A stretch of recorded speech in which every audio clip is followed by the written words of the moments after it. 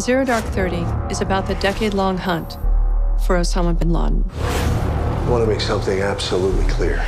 If you thought there was some working group coming to the rescue, well, I want you to know that you're wrong. The film does a great job in showing the magnitude of what the operation was. We are still no closer to defeating our enemy. It's not politics. It's about the common, ordinary person who works for the government and puts his life on the line. The specific individuals that were hands-on and did a lot of the legwork of a 10-year odyssey. I want targets.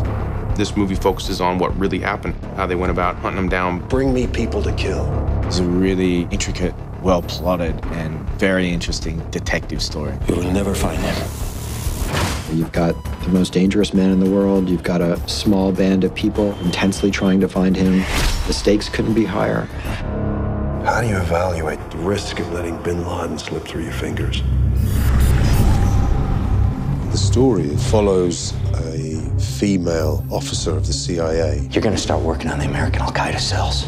Protect the homeland. Bin Laden is the one who keeps telling them to attack the homeland. If you really want to protect the homeland, you need to get Bin Laden. No one really knows what it's like to be behind the scenes as a CIA operative in that part of the world. Once you're on their list, you never get off. And this is what that story is. The film's peppered with a really great ensemble cast. Just extraordinary people to be surrounded by.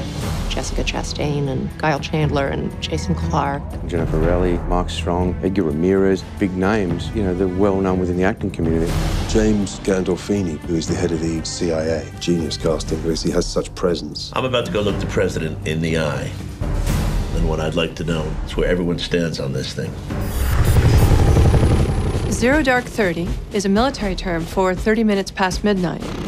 We use it as the title for two reasons. It refers to the time that the U.S. Navy SEALs were entering Pakistan. Eyes on target.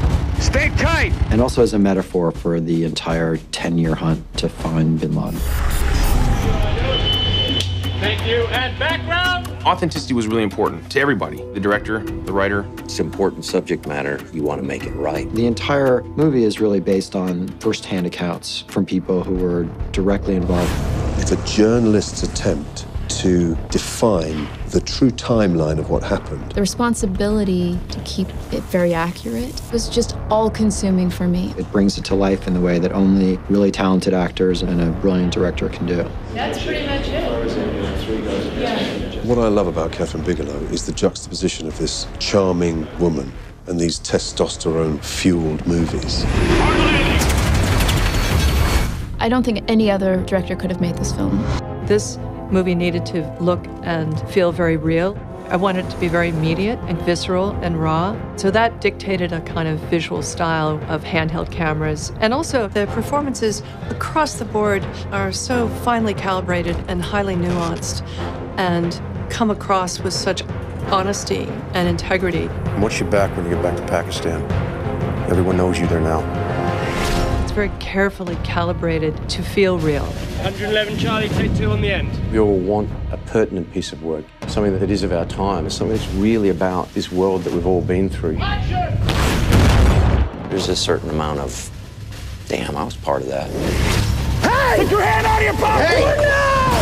This is going to be an extremely hard-hitting movie. Oh my God, is that what I think it is? I think this film is important because this is our generation's JFK. We all do remember where we were when we found out Osama bin Laden was killed. It's the hardest thing I've ever done. It will always be one of the best parts of my career. When was the last time you saw bin Laden?